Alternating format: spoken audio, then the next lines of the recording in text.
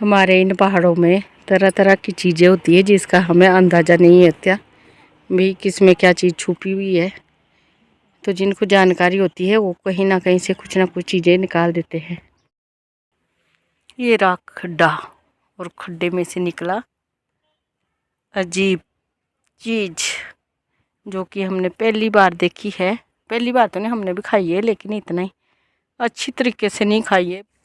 Hello guys, welcome to my channel. तो फिर से आ गई हूँ एक नए ब्लॉग को लेके। तो मैं आई हूँ आज अपने बगीचे में, जो कि मैंने आपको पिछली वीडियो में शेयर किया था कि हमने पौधे लगाए। तो वहाँ आई हूँ और कर रही हूँ कुछ साफ़ सफाई। यहाँ पे इतनी ज़्यादा मेहनत की है उस बंदे ने हमारे, बहुत ही मेहनती है वो। और ये देखो, इसी में बता रहा था कहीं और दूसरी जगह भी, पर पता नहीं कौन सी जगह होगी वो। तो देखिए गाइस, यहाँ पे हमने जो पौधे लगाए थे उसकी भी सिंचाई कर ली है दूसरी बार। और यहाँ पे सारी झाड़ियाँ झूड़ियाँ काट के हो गए हैं हम फारिग, लेकिन जो झाड़ियाँ निकाली थी अभी उसकी साफ़ सफाई करने को रही हुई है। तो वो कुछ तो हमने यहाँ पे कर दिया है काम इसका। और ये है जलाने के काम, और ये है बान जो कि गाय के काम आएंगे पत्तियाँ। तो हमारे यहाँ जब हम यहाँ काम करने आते हैं तो डंगरों का भी हमारे को पहले करना पड़ता है, और इसकी साफ़ सफाई और जो पौधे लगाए हैं इसकी देख रेख भी करनी पड़ती है। और मौसम की बात की जाए तो मौसम हमारे यहाँ काफ़ी अच्छी धूप खिली है। और ये देखो, मैं पहाड़ आप लोगों को दिखाती रहती हूँ आपके आसपास का, क्योंकि बारिश नहीं हो रही है इसलिए हरा भी नहीं है हमारे यहाँ, कुछ भी नहीं लगा है हरा। पर चलो जो भी है वो है, ठीक है। तो चलिए अब फटाफट से कर लेते हैं काम। तो ये देखिए, हमारा नेपाली भाई लगा है काम करने। हमारे ये हमारे साथ काम करने आए हैं और साफ़ सफाई कर रहे हैं यहाँ पे, जो कि हमने बगीचे की कटिंग की थी।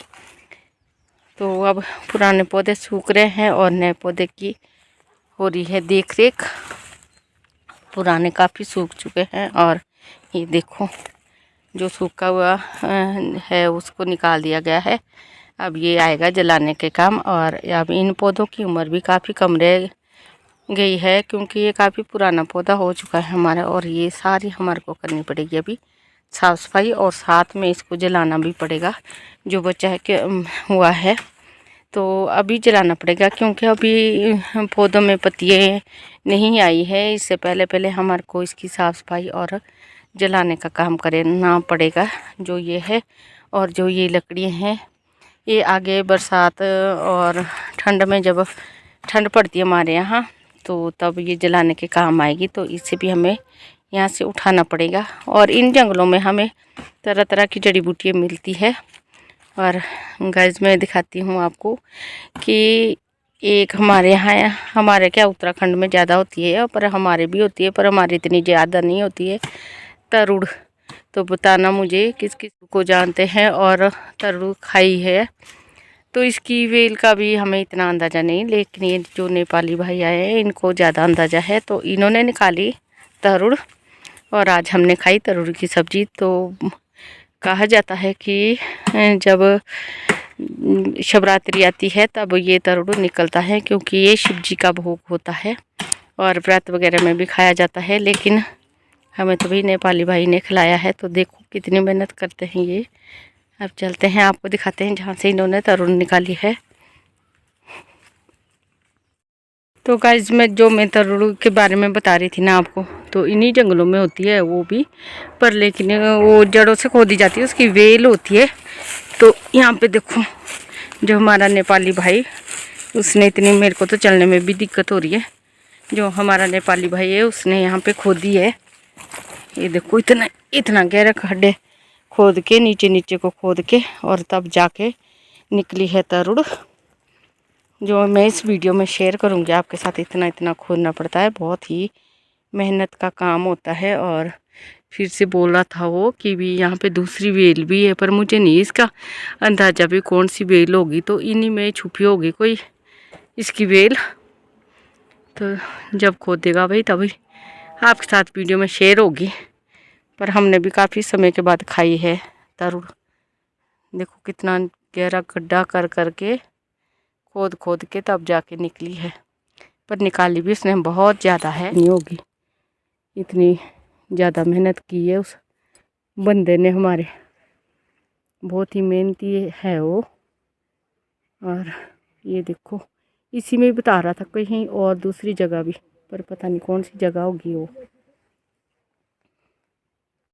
ये देखिए गाइस, ये ज़मीन के अंदर होती है तो इसकी अलग सी बेल होती है, तो बेल मैं आपके साथ वीडियो में शेयर करूँगी। ये हमारे नेपाली भाई है जो लोकल है यहाँ के, तो इन्होंने दी हमारे को थरुड़। तो मैं तरुड़ को लाते लाते हो चुकी थी रात। अब रात के लिए डिनर बन रहा था, तो मैं यहाँ पे चूल्हे पे रोटी बना रही थी और चपातियाँ बना रही थी। तो आजकल हमारे यहाँ बहुत ज़्यादा ठंड पड़ती है, तो हम चूल्हे पे ही सारा खाना बनाते हैं और इससे हमें ठंड भी नहीं लगती और साथ में हमारे किचन का काम भी सारा हो जाता है। इससे गैस की बचत भी हो जाती है। तो यहाँ पे आ जाइए आप लोग भी मेरे चूल्हे की रोटी खाने। देखिए गाइस, ये है तरुड़, तरड़ी बोला जाता है हमारे पहाड़ी भाषा में इसे, जो कि ये ज़मीन के अंदर होती है और वो कहा जाता है कि शिवरात्रि के टाइम इसे निकाला जाता है। तो ये हमारे नेपाली भाई, यह ज़मीन के नीचे होती है ना, तो इसमें मिट्टी और पत्थर भी चिपके होते हैं इसमें, और बड़े ध्यान से धोना पड़ता है इसमें। और ये देखिए गाइस कितनी मिट्टी दिख रही है, और बिल्कुल पतले पतले पत्थर भी होते हैं, क्योंकि ये पत्थरों के बीच में ही उगती है, तो इसे बड़े ध्यान से हमें साफ़ करना पड़ता था। और यहाँ पे मैं साफ़ करके अब मैं इसको कुकर में डाल रही हूँ, और हो तो चुकी है, मुझे तो लग रहा है कि साफ़ हो गई है।